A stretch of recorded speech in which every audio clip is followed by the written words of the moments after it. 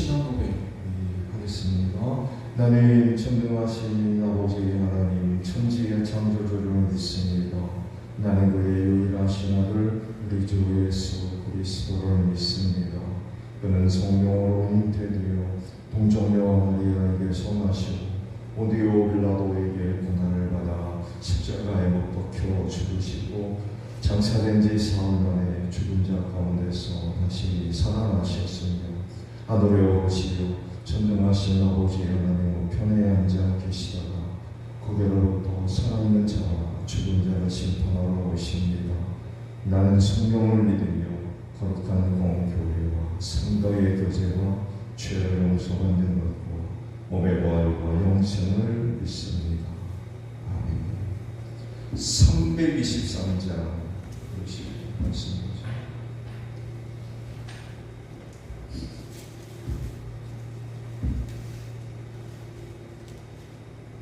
323장이요.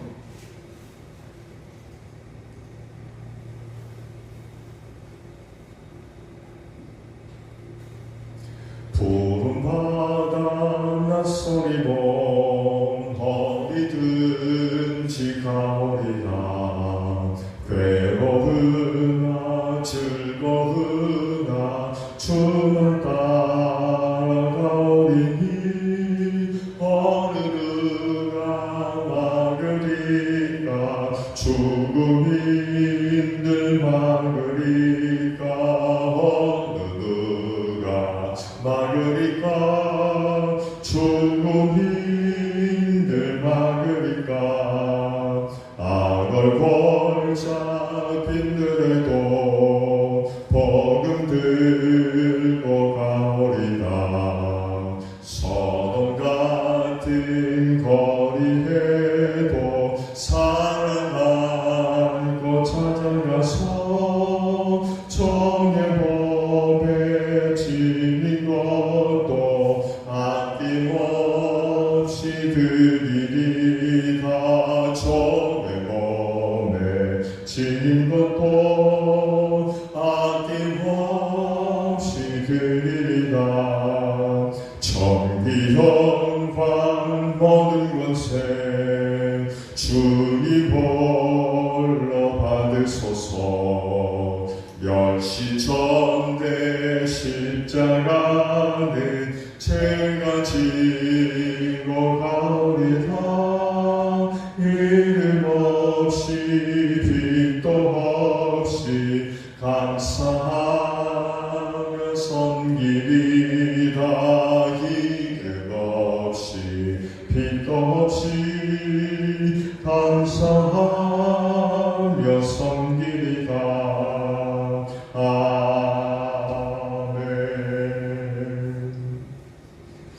마태복음 9장 27절에서 마지막 절까지 말씀입니다. 예수께서 거기에서 떠나가시는데 눈먼 사람 둘이 다윗의 자손이여 우리를 불쌍히 여겨주십시오 하고 외치면서 예수를 뒤따라왔다. 예수께서 집 안으로 들어가셨는데 그 눈먼 사람들이 그에게 나아왔다. 예수께서 그들에게 말씀하셨다. 너희는 내가 이 일을 할 수 있다고 믿느냐? 그들이 예 주님 하고 대답하였다. 예수께서 그들의 눈에 손을 대시고 말씀하셨다. 너희 믿음대로 되어라. 그러자 그들의 눈이 열렸다. 예수께서 그들에게 엄중히 다짐하셨다. 이 일을 아무에게도 알리지 말아라. 그러나 그들은 나가서 예수의 소문을 그 온 지역에 퍼뜨렸다.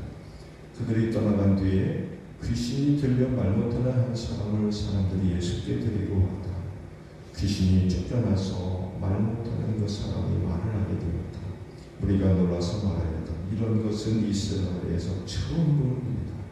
그러나 바리새파 사람들은 그는 귀신의 두목에 힘을 빌어서 귀신을 쫓아낸다 하고 말하였다. 예수께서는 모든 도시와 마을을 돌아다니시면서 유대 사람의 여러 회당에서 가르치며 하늘나라의 복음을 선포하며 온갖 질병과 온갖 아픔을 고쳐주셨다. 예수께서 우리를 보시고 그들을 불쌍히 여기셨다. 그들은 마치 목자 없는 양과 같이 고생에 지쳐서 기운이 빠져 있었기 때문이다. 그래서 제자들에게 말씀하셨다. 추수할 것은 많은데 일꾼이 적다. 그러므로 너희는 추수하는 주인에게 일꾼들을 그의 추수밭으로 보내시라고 청하였다. 오늘 아침에는요 31절에 있는 말씀을 함께 나누려고. 그러나 그들은 나가서 예수의 성을 그 온 지역에 퍼뜨렸다.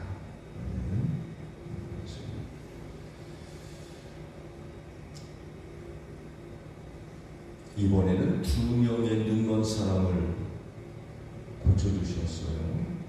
그러시면서 이번에도 2 사람에게 엄중하게 다짐을 시키십니다. 아무 얘기도 못하십니다. 마태복음 8장에서는요 나병 환자를 고치시고 이런 말씀을 또 하신 적이 있었죠. 누구에게도 말하셨죠.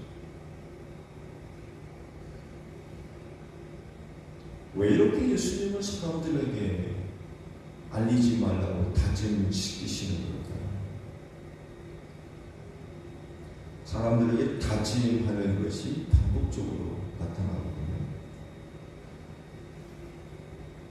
왜냐하면 그것이 예수님에게 중요하기 때문에.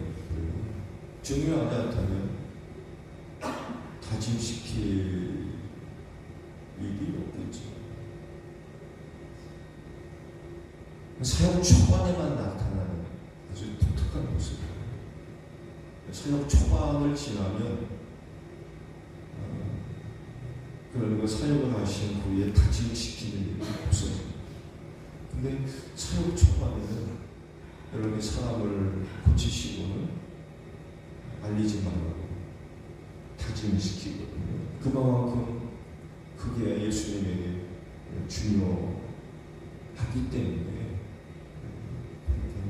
다짐시키신 것 같아요.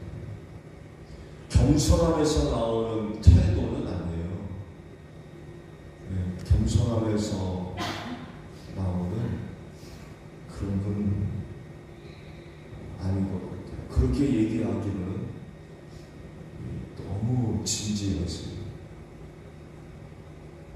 신중하시다는 거죠. 그렇다고 하면 분명히 뜻이 있죠. 뜻이 왜 그렇게 다짐시키시는지 의도가 있는 거예요. 결국 이런 모습은 예수님 스스로를 드러내지 않으시고 숨기시는 그런 모습을 우리가 발견할 수 있죠. 그런데요, 이런 예수님의 태도를 보고 이상하게 여긴 사람들이 사실 있었어요. 누구겠어요? 예수님의 형제들입니다. 이걸 아무래도 예수님과 자주 그리고 가까이 지내다 보니까 이걸 알아챈 것 같아요. 우리 형님이 자기를 자꾸 숨기시려고 한다는 거죠. 자기를 드러내고 알리려는 것이 아니라 자기 모습을 자꾸 감추려고 한다는 걸 누구보다도 빨리 그의 형제들이 알아차립니다. 그래서 요한복음으로 건너가서 요한복음 7장에 있는 말씀들을 쭉 보게 되면 예수의 형제들이 예수님한테 이런 권고를 해줍니다. 충고라고도 할 수 있을까요? 유대로 진출하라는 거예요. 지금 갈릴리에 꼭꼭 숨어가지고 자기 모습을 감추려고 그러고 고친 사람들에게 알리지 말라고 그러고. 그러니까 그런 얘기를 해줘요. 형님 유대로 진출하십시오. 좀 더 큰 곳으로 나가는 거죠. 지금으로 얘기하면 대도시로 나가는 그런 얘기예요. 그래서 그곳에 또 있는 제자들에게 당신의 모습을 좀 보여주고, 그러면서 하는 말이 알려주기를 바라면서 숨어서 일하는 사람이 어디 있느냐고. 이런 일을 할 바에는 세상에 형님 자신을 좀 나타내요. 드러내요. 그런 식으로 충고를 예수님의 형제들. 근데 이런 모습을 요한은 이렇게 설명을 해요. 주의 형제들이 예수를 안 믿었대. 믿었다고 하면 어떤 말을 해줬을까요? 이게 표면적으로 보게 되면 예수님의 형제들이 예수님을 끔찍이나 위하고 생각해주는 것처럼, 그래서 그런 내용으로 충고해주는 것처럼 보이지만, 그러나 요한은 다르게 봅니다. 형제들이 예수를 안 믿는다. 안 믿어서 이런 말을 했다는 겁니다. 그러면 그 형제들이 예수를 하나님의 아들로 믿었다고 그러면 무슨 말을 해줬을까? 무슨 말?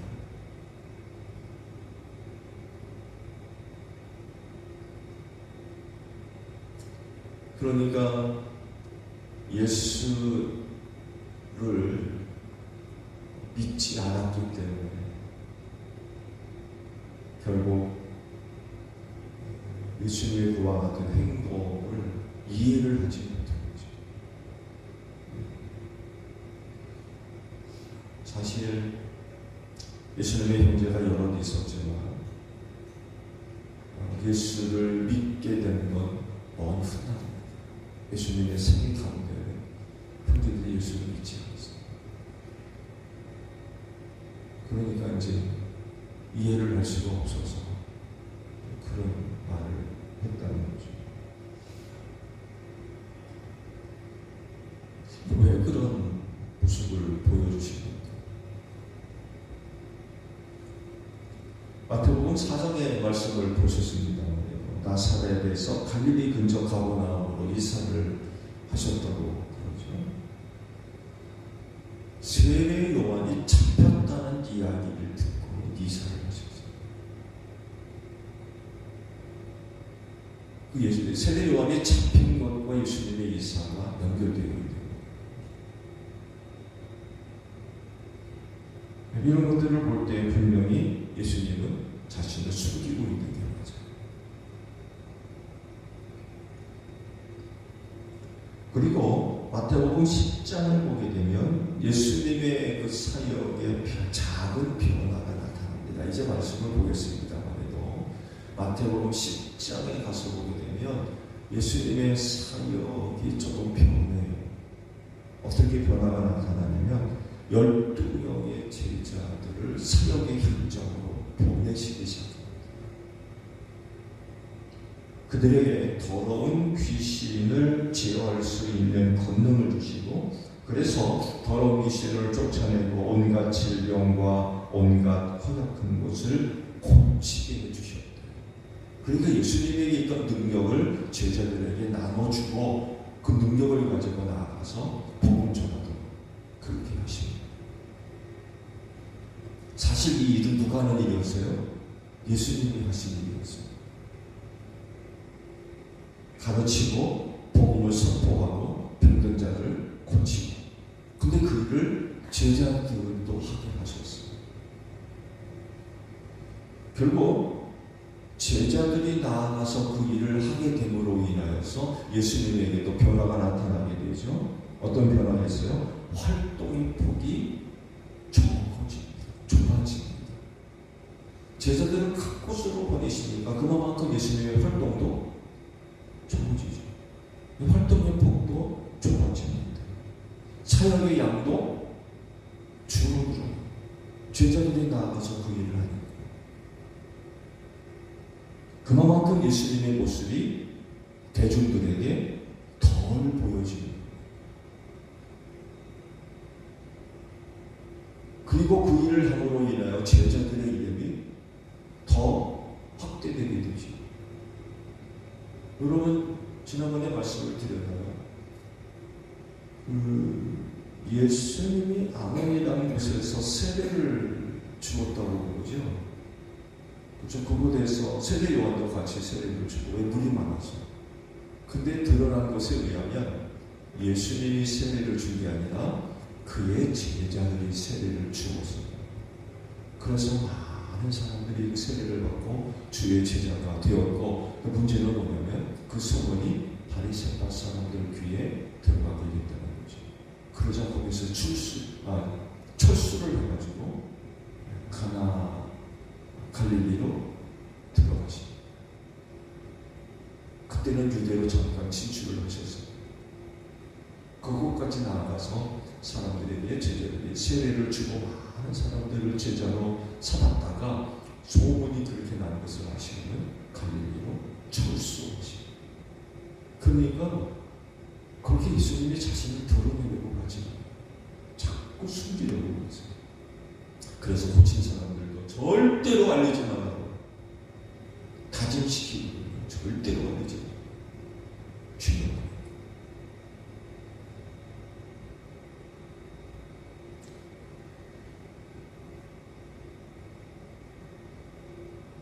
근데 이 두 사람이 고침받고 나가가지고 소문을 붙였다.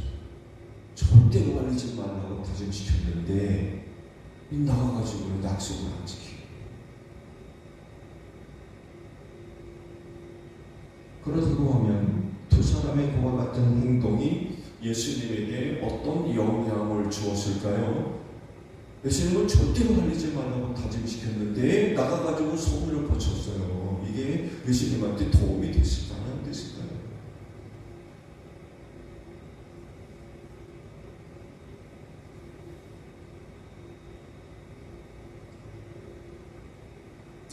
예수님의 의도와는 완전히 반대되는 일이 벌어진 거죠.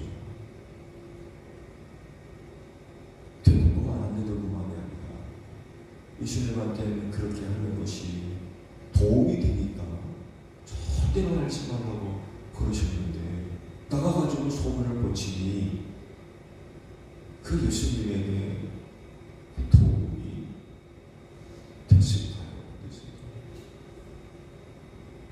아니, 예수님이라면 그런 게 뭐 영향이 되겠어요? 뭐 그렇게도 대답할 수 있지만 안 그런 것 같아요.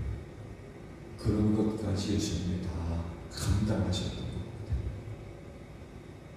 그런 일을 통해서 사역에 큰 방해가 되고 지장이 되는 일이 있는 것 같아요. 그렇지만 그거를 회피하지 않으신 것 같아요. 왜? 보세요. 예수님도 사람의 몸을 입고 세상에 오셔가지고 온갖 고초와 고난을 다 겪으시거든요. 우리와 똑같이 되셔가지고 하나님이 그런 일을 당할 이유가 있어요.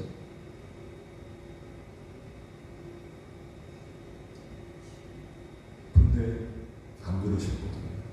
그런 거 보면 그런 것들이 지켜지지 않음으로 인하여서 겪는 여러 가지 어려운 일들까지 예수님이 다 감수하셨던 것 같아요.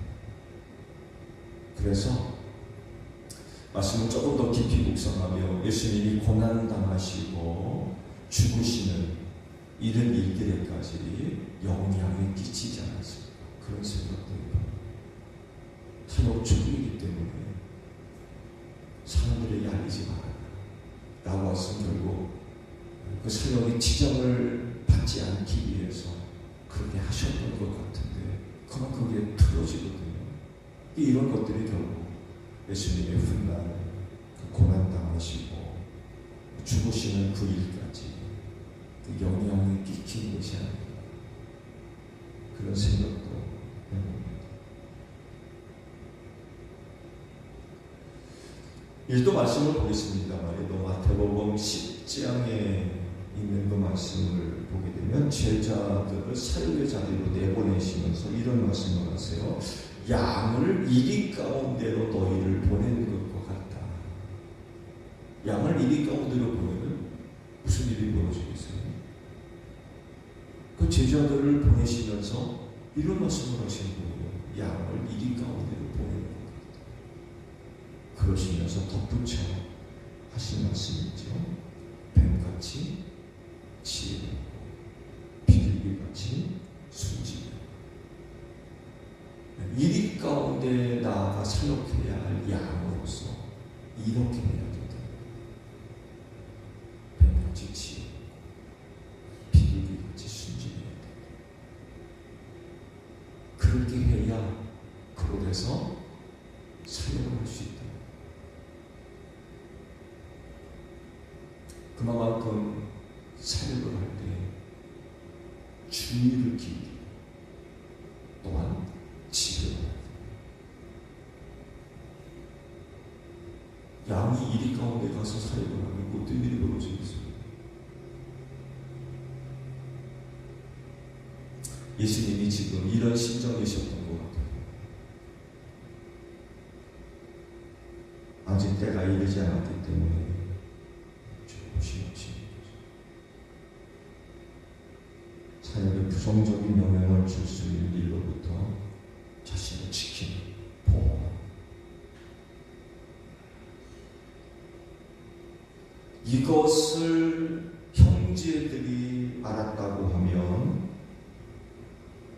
그런 말을 형님한테 해줄 것이 아니라 아마 그 예수님을 보호하고 지키는데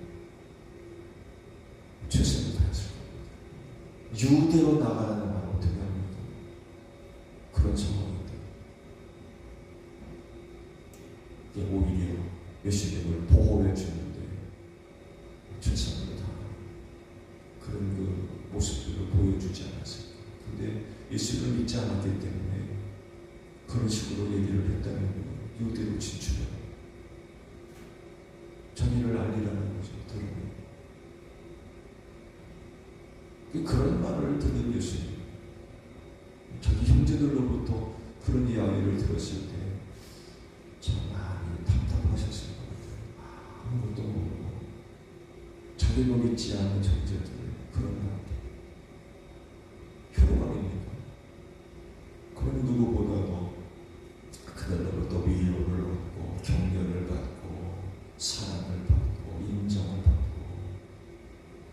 그로 인하여 힘도 얻고 그래야 되는데 형님으로부터 그런 소리를 들으니까 답답하신 거죠. 아무것도 모르고 저런 말을 하는 형제들이 참 안타까운 거죠.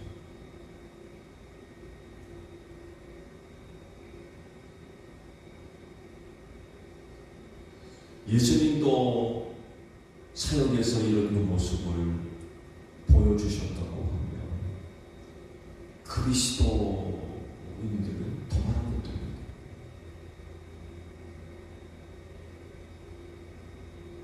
양이 이리 가운데 나아가서 사역을 하고 있다는 거죠.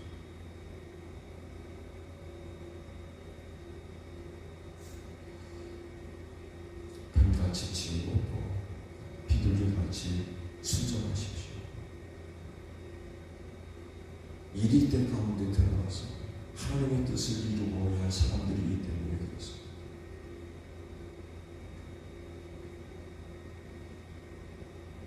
주의하시기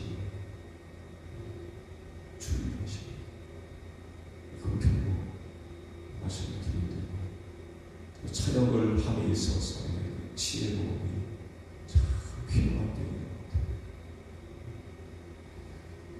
오늘도 제자들에게 말씀하신 대로 뱀같이 지혜롭고 비둘기같이 순종하신 가운데 주의 뜻을 실현하는 여러분들이 되시기를 바랍니다. 주기도문합니다. 하늘에 계신 우리 아버지, 아버지의 이름을 거룩하게 하시며 아버지의 나라가 오게 하시며 아버지의 뜻이 하늘에서와 같이 땅에서도 이루어지게 하소서. 오늘 우리에게 일용할 양식을 주시고 우리가 우리에게 잘못한 사람을 용서하여 준 것 같이 우리 죄를 용서하여 주시고 우리를 시험에 빠지지 않게 하시고 악에서 구하소서. 나라와 권능과 영광이 영원히 아버지의 것입니다. 아멘. 기도하겠습니다.